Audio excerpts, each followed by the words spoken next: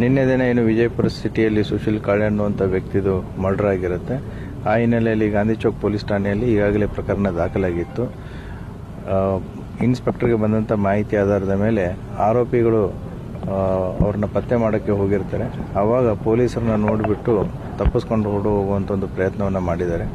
So ಇಟ್ಟಂಗಿಯಾಳ್ road ಕಡೆ ಹೋಗ್ತಿರ್ಬೇಕಾದ್ರೆ ಪೊಲೀಸರನ್ನ ತಪ್ಪಿಸ್ಕೊಂಡು ಈ ಡಿವಿಯೇಷನ್ ತಗೊಂಡು ಬಂದಿದ್ದಾರೆ. ಸೊ ಇಲ್ಲಿ ಬೈಕಲ್ಲಿ ಬಿದ್ದಿದಾಗ ತಪ್ಪಿಸ್ಕೊಂಡು ಹೋಗೋ ಪ್ರಯತ್ನ ಮಾಡಿದ್ದಾರೆ.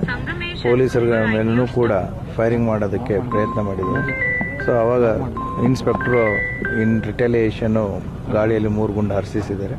ಅದರಲ್ಲಿ ಇವರಿಬ್ಬರ ಕಾಲಿಗೆ ಗುಂಡು ಬಿದ್ದಿದೆ. ಆಮೇಲೆ ಅವ್ರದ್ದು ಕಂಟ್ರಿಮೇಟ್ ಪಿಸ್ತೂಲು ಕೂಡ ಸೀನ್ ಆಫ್ ಕ್ರೈಮಲ್ಲಿ ನಮಗೆ ಸಿಕ್ಕಿದೆ.